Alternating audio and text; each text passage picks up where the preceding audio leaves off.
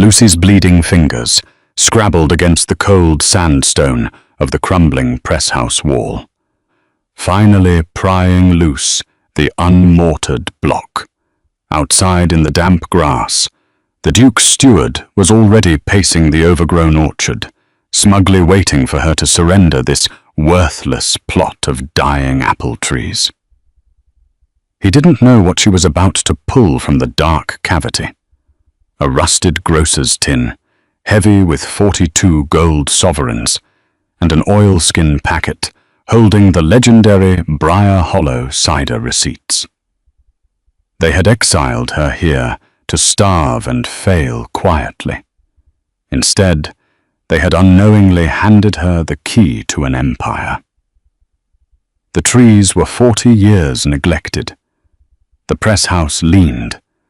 The cottage roof let in the rain in 3 separate places, and the Duke, when he signed the paper, had smiled the small, pinched smile of a man who believed he was watching a young woman walk very calmly toward her own public disgrace. But what nobody in the great house knew, and what Lucy Cole herself did not yet know on the morning she stepped down from the carrier's cart with her satchel under her arm, was that the old orchard held beneath its lichen and its rot and its brittle grey branches a secret that would, within 2 short seasons, place a bottle of Briar Hollow cider on the polished sideboard of a royal table, and put a name on the lips of men who had never troubled to learn it before. So settle in, pour yourself something warm, and stay close, because this is a story worth the sitting. And before we begin, if you enjoy tales of quiet women and stubborn land and the small revenges of good work, do consider subscribing and let us know in the comments where in the world you are watching from tonight, because the fire is lit and there is room enough at the hearth for all of us. This is the story of Lucy Cole, who was 24, and of the orchard nobody wanted, and of the cider that changed everything. And it begins, as most such stories do, not with the gift, but with the losses that made a young woman ready to receive one. It begins in a kitchen in the village of Netherford, some 11 miles north of Briar Hollow, across the low chalk downs, where Lucy had spent the first 16 years of her life as the only daughter of a carter and a lairess, and where the smell of yeast and green apples had followed her into every dream she could remember. It begins with a mother buried in 1858, and a father broken by the same fever. 3 winters later, and with the woman who took the orphaned girl in when the parish would have sent her to the workhouse.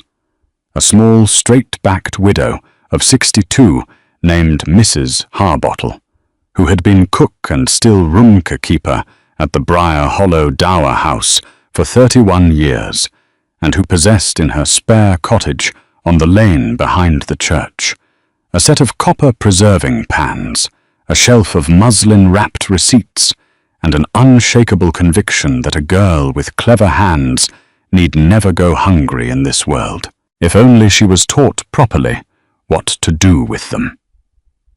It was Mrs. Harbottle who set the paring knife into Lucy's palm at the age of 11, and Mrs. Harbottle, who over the 8 years that followed would teach her nearly everything a countrywoman could need to know about the turning of fruit into something that outlasted the season it came from.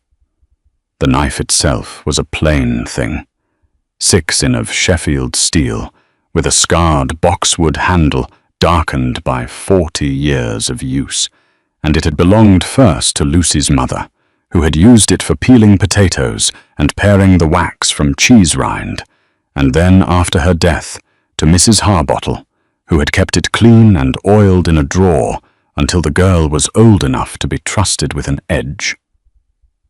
Mrs. Harbottle had returned it to Lucy on her 14th birthday, wrapped in the same square of unbleached linen it now travelled in, and she had said only, "Your mother's hand was on this, and now yours is.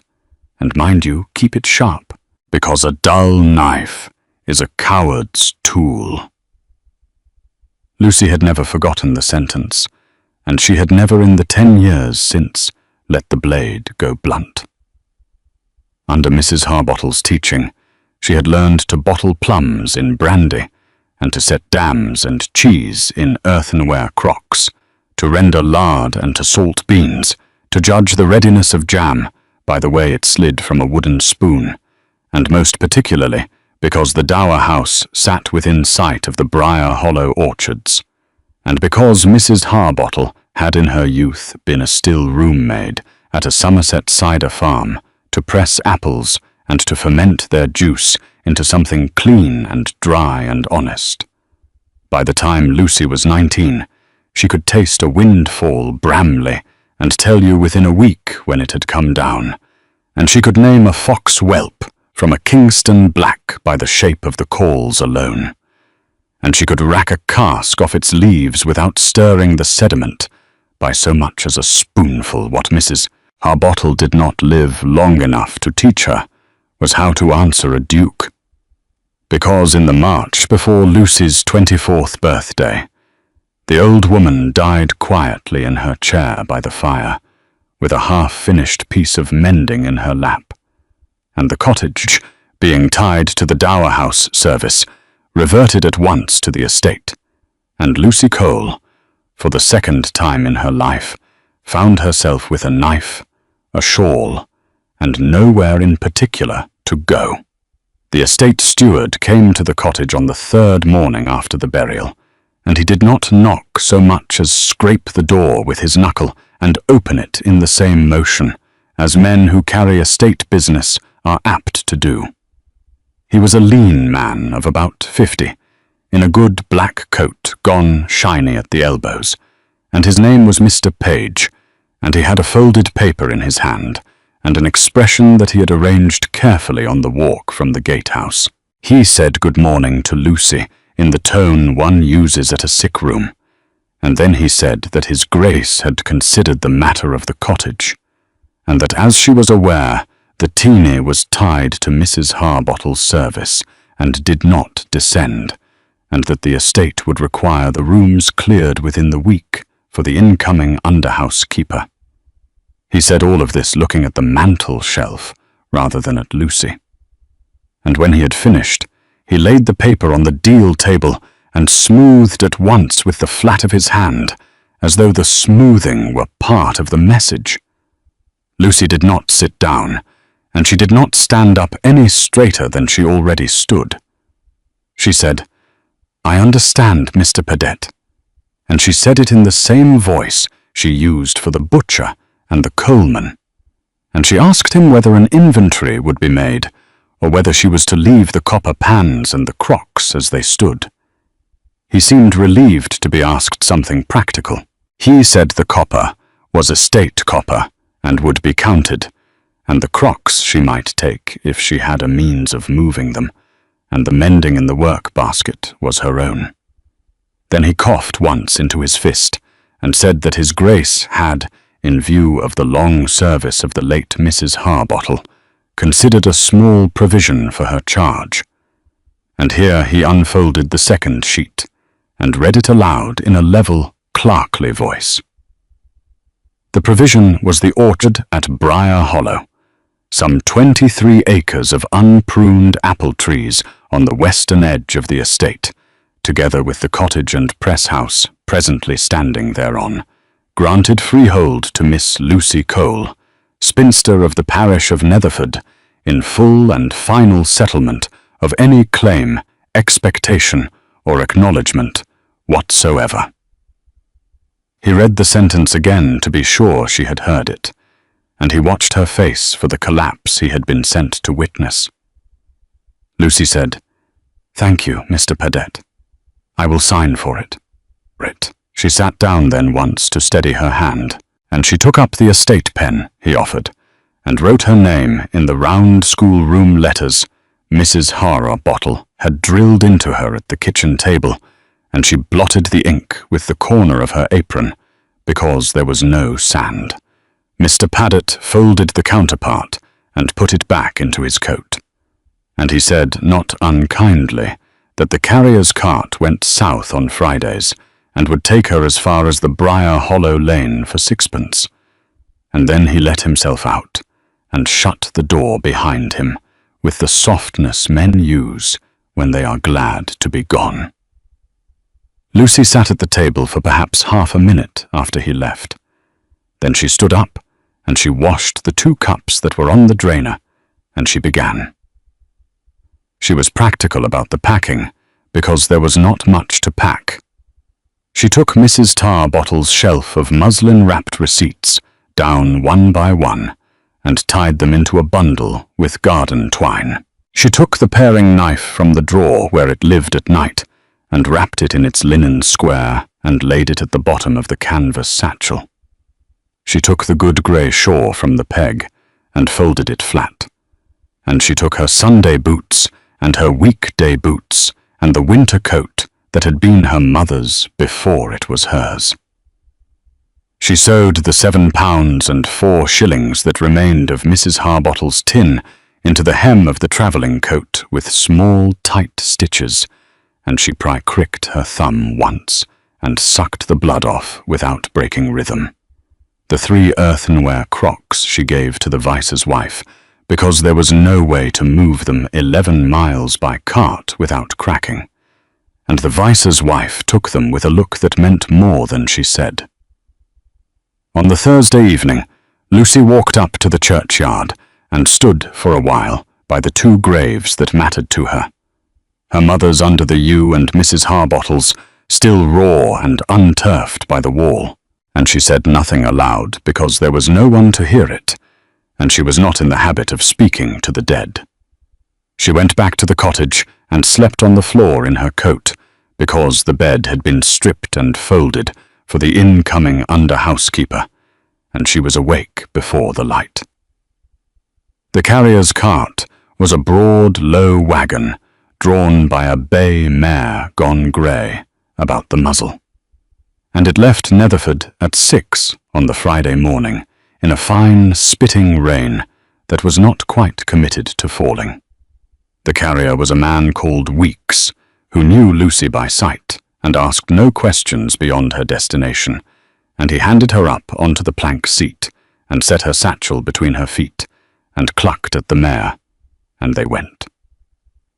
The lane out of Netherford climbed for a mile between hedges of blackthorn, just breaking into leaf, and then it opened onto the low chalk downs that lay between the village and Briar Hollow, and Lucy watched the country she had known all her life fall away behind her shoulder without turning her head to look at it.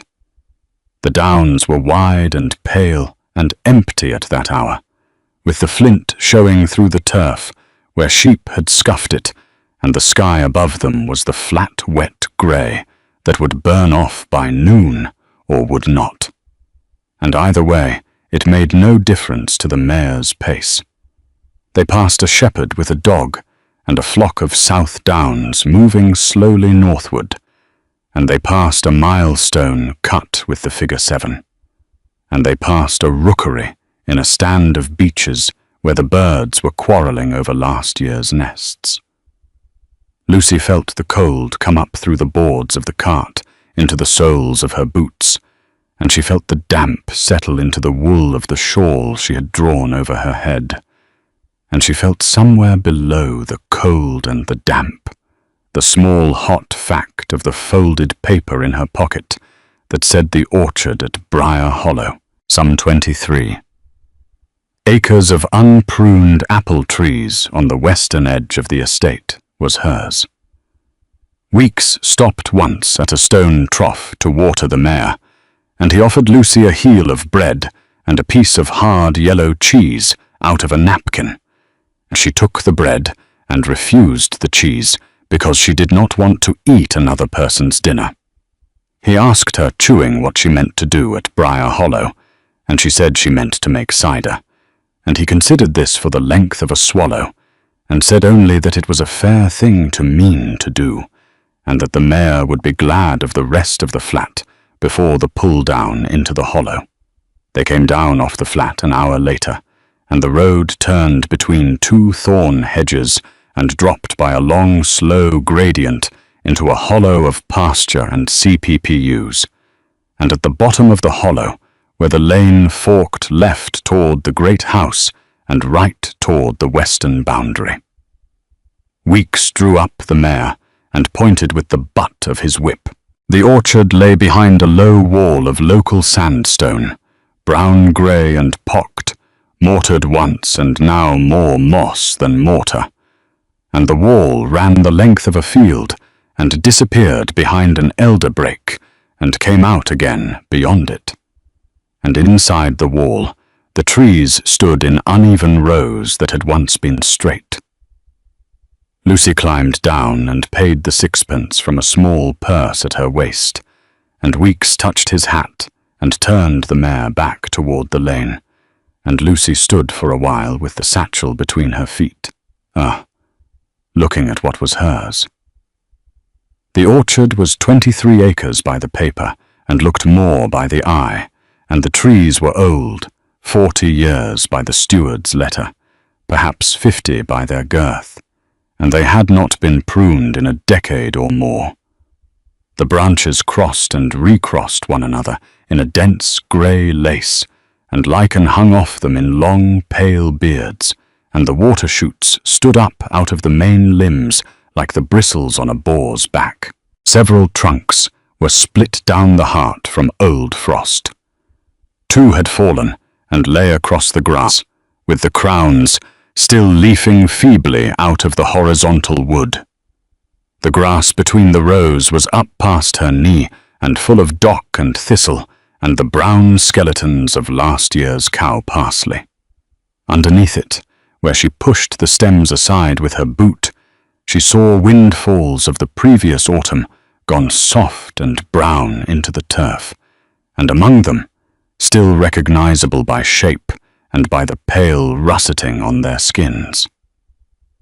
Apples she knew, a fox help, a small tight Kingston black, a broad-ribbed cooker she thought might be a Tom Putt. The cottage stood at the north end of the orchard against the wall. One story of the same brown sandstone with a slate roof gone spongy in 3 patches. A single chimney of soft red brick leaning A4 in off the true. A plank door hung on strap hinges and 2 casement windows with the leaded glass mostly whole.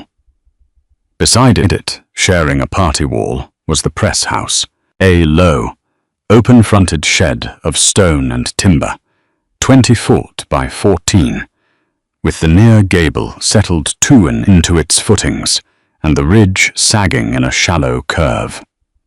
Inside the press house, Lucy could see the frame of an old twin screw press, oak by the look of it, and a stone cheese bed the size of a mill he set into the floor. And against the back wall, a rack of empty barrels furred with mould. The cottage door was not locked. She lifted the latch with her thumb and went in. 2 rooms flagged with the same brown stone as the walls. A hearth of dressed stone with an iron crane still hanging in it. A deal table scrubbed to the grain by years of some other woman's hand. A box bed built into the recess by the chimney. A shelf of pewter with 3 plates and a cup. A small window on the north wall let in cold grey light onto a square of floor where the rain had come through and stained the flags dark. And above that stain, the ceiling plaster had bellied down in a soft brown bulge. She could have put her fist through. In the corner behind the door stood a churn with the dasher still in it, dry as bone. It smelled of damp lime and old smoke and mice, and beneath those a thin, sweet ghost of apple that had never quite gone out of the timbers. Lucy set the satchel on the deal table, untied the shawl from her head, folded it, laid it on the satchel, and went out again to look at the press house properly before the light failed. She spent the last hour of the afternoon on her hands and knees in the press-house dust, working outward from the cheese bed, and it was on the second morning, when she had swept the floor and lifted the loose slates from the ridge, and begun to sort the tools racked against the back wall, that she found what she found. The tools hung on iron pegs, driven into an oak plank fixed to the stone. 3 racking irons, a mallet, a cooper's adze, a scoop, a bung starter, a wooden shovel worn thin along one edge.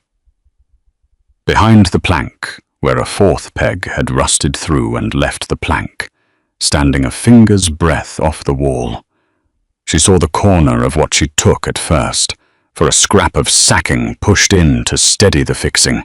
She worked the plank loose with the adze, lifted it down, and found that a stone in the wall behind it had been cut out and reset dry without mortar, and that the stone came away in her hands with a small, dry grating sound, and left a cavity the size of a bread crust gone stiff with age, was a small tin box of the kind grocerers used for tea. Beside the tin, tied with thread twine, was a packet of papers folded in an oilskin. Beside the papers, in a nest of straw so old it broke to powder when she touched it, was a stoneware bottle sealed with wax, unlabeled, dark with the interior stain of what had once been cider. Lucy carried all 3 items to the cottage table and laid them out in the grey morning light. She opened the tin first, because a tin was the simplest thing. Inside the tin, in 3 neat rolls tied with red thread, were sovereigns. She counted them on the deal table, laying them out in short, bright columns of 10 42 sovereigns in all, and beneath the rolls, wrapped in a scrap of blue paper, 5 half-sovereigns, and a small silver locket with no hair in it and no name engraved. She counted the money again to be sure, and it came to 410 shillings, and she sat down on the bench because her knees had gone loose. She opened the oilskin next. The papers inside were 3. A page of receipts written in a small, careful hand for the making and keeping of cider.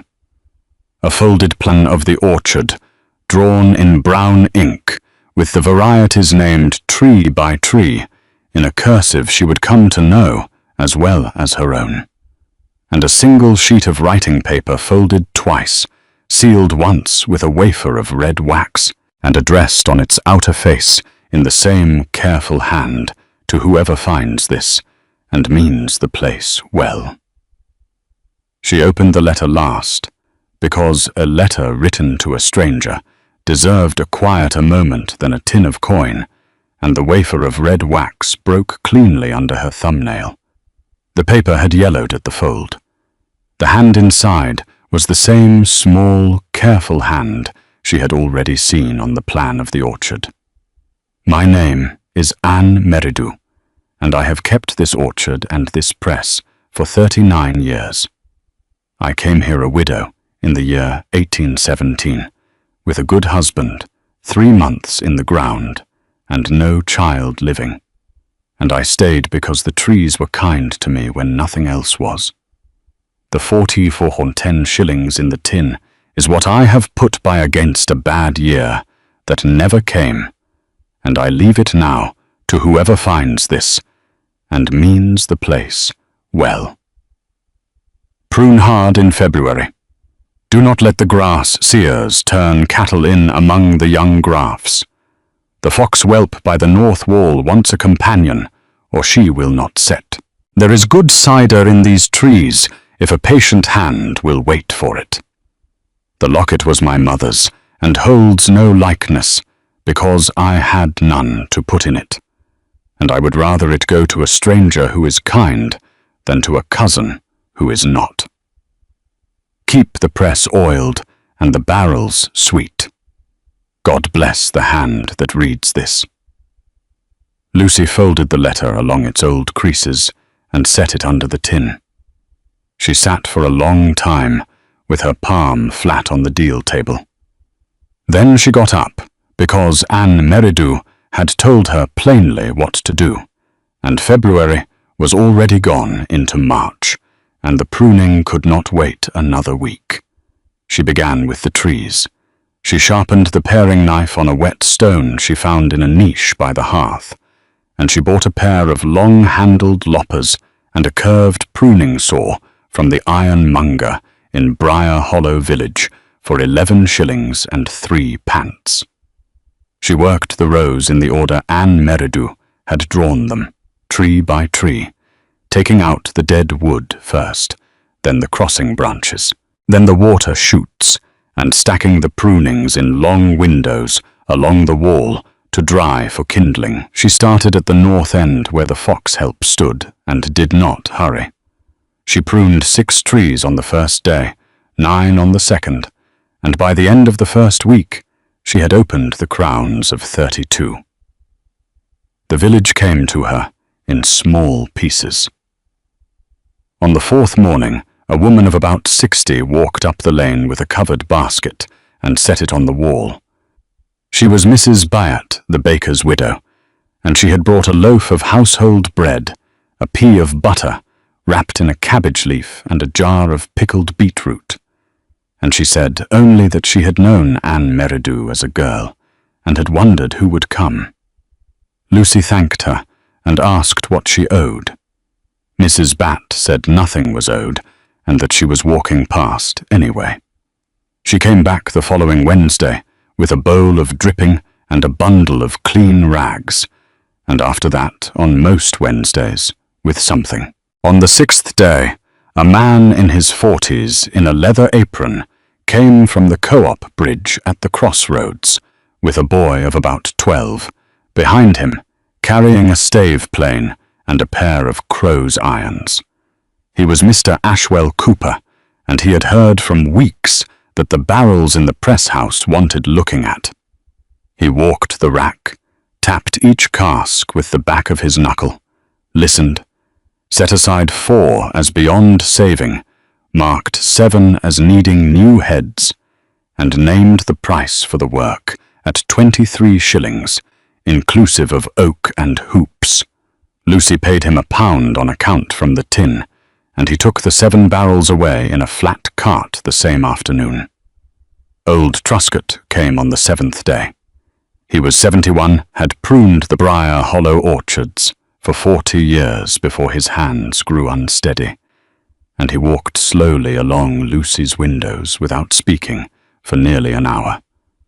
Then he pointed at a tree she had thinned and said she had left 1 leader too many, and at another and said the cut was good, and at the foxhelp by the north wall, and said unmarried had planted that tree herself in the 2nd year of the young queen. He came back 3 mornings a week after that, and sat on an upturned box with a mug of tea, and told Lucy which trees to trust and which to graft over. She paid him in tea and cider promised for the autumn. The press house came next. A slater named Hobbs 34 replaced the ridge, and 11 slates for 1/8 shillings, and mended the cottage roof for another 12. A carpenter called Endicott jacked the near gable up on green oak posts, drove new pegs through the pressed frame where the old ones had shrunk, and rehung the plank door on straight hinges. The stone cheese bed Lucy scrubbed herself with sand, and lie until the pale grit of the sandstone showed clean.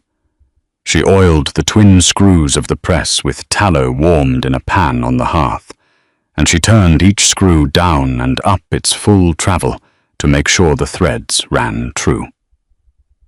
By the middle of May, the trees stood open to the light, the press house was straight, the cottage roof was dry, and Lucy had spent 92 shillings and had 358 shillings left in the tin.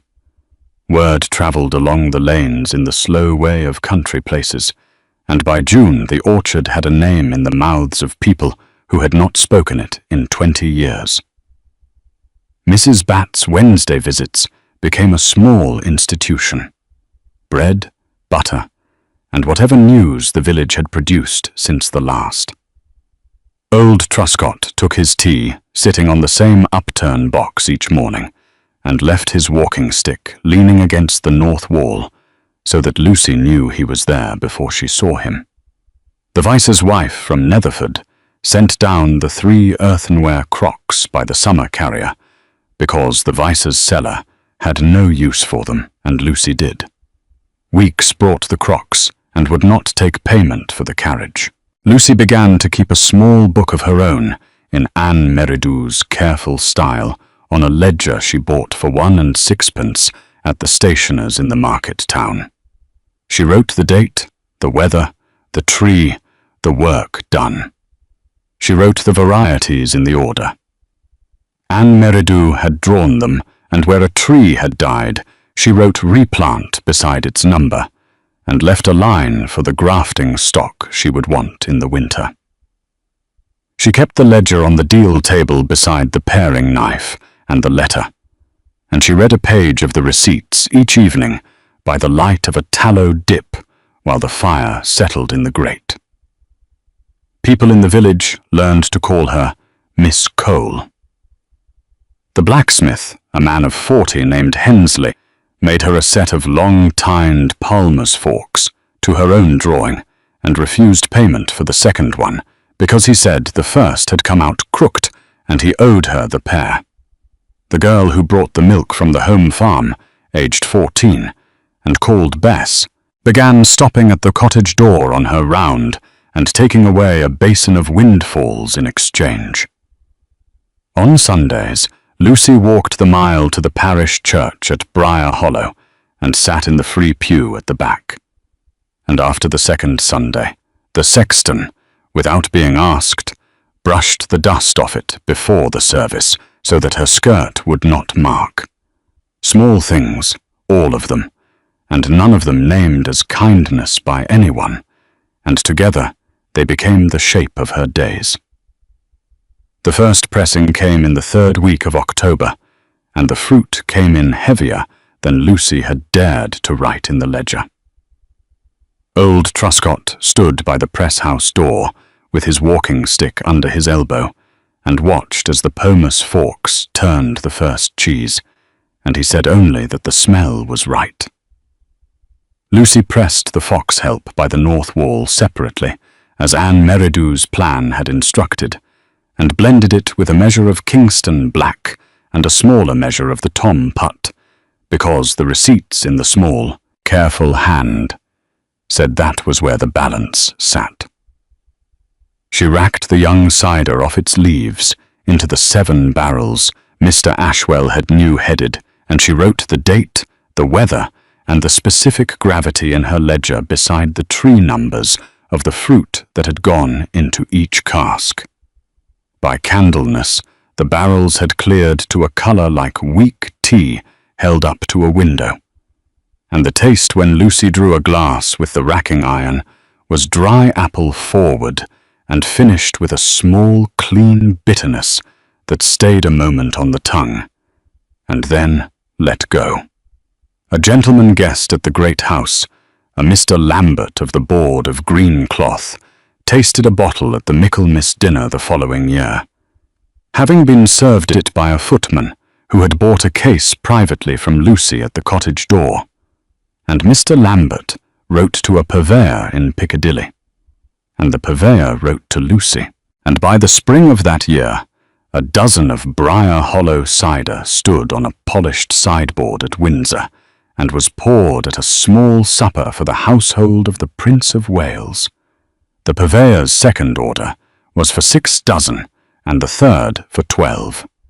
And the label Lucy had drawn herself in brown ink, Briar Hollow Orchard, Miss L. Cole Keeper, began to appear in the windows of 2 houses in St. James's. The Duke came down to the orchard himself on a bright afternoon in May, on foot with only his steward, Mr. Paddock, a pace behind him. Lucy was on a short ladder among the fox helps, tying in a graft with wax cloth. She came down when she saw them, wiped her hands on her apron, and said, "Good afternoon." The Duke said he had been informed that a cider from his western boundary was being served at court. Lucy said that was so. The Duke stood a long moment looking up into the opened crown of Anne Meridou's tree, and then he said the estate would be glad to purchase a regular supply for the great house sellers if terms could be agreed. Lucy said terms could be agreed. She named a price. The Duke did not haggle. Mr. Paddock wrote it down in a small book, and they walked back up the lane. That evening, Lucy sat at the deal table by the light of a tallow dip and laid 3 things in a row on the scrubbed wood. Her mother's paring knife in its linen square, Anne Meridou's silver locket on its thin, worn chain, and Anne Meridou's letter folded along its old creases. 2 women she had never met in the same life, one who had put a knife into a child's hand, and one who had put a tin of sovereigns into a stranger's wall. And both of them had believed that a girl with a clever hand and a patient temper would find her way to something worth keeping. Lucy Cole was 25 now, and she had been handed 23 acres of unpruned trees to shame her, and she had pruned them and pressed them and put the cider into bottles that stood on a sideboard in a room she would never enter. It was the best insult anyone had ever paid her. If this story stayed with you, take a moment to press the subscribe button and share it with someone who believes, as Anne Meridou believed, and as Mrs. Tarbottle believed, that quiet work outlasts loud judgment. Leave a small note in the comments and tell us where you are watching from tonight. The village, the town, the country, the kitchen table, the long drive home. Because we like to know who is sitting with us by the fire. Tell us, too, the name of the person who first put a good tool into your hand and trusted you to keep it sharp. Whether that tool was a knife, a needle, a pen, a ledger, a spade, or only a steady word spoken at the right moment. Those are the people we carry forward without noticing, and it is worth naming them aloud when we can. And before you go, sit with this question a little while, the way Lucy sat with hers at the deal table by the tallow dip. What is the neglected thing in your own life? The overgrown corner, the shut-up room, the letter unopened, the skill half remembered, the piece of ground someone handed you as a burden that might, with patient hands and a season or 2 of quiet labor, turn into the thing that finally makes your name known to yourself. Nobody is coming down the lane with a folded paper to grant it to you outright. Nobody handed it to Lucy either in any way that was meant kindly. The gift was disguised as a shaming, and the shaming turned in her hands into a freehold, a livelihood, a name spoken with respect in rooms she had never entered, and a fire in a hearth that was her own. The trees had been waiting 40 years for someone to see them. The tin had been waiting in the wall for 39. The knife had been waiting in a drawer for 3. What is waiting for you? And how long has it been waiting? And what would it take this week to walk out to it and begin? Stay close to us here, and we will tell you another story, soon, of another quiet woman, and another unwanted place, and another patient turning of the wheel from loss into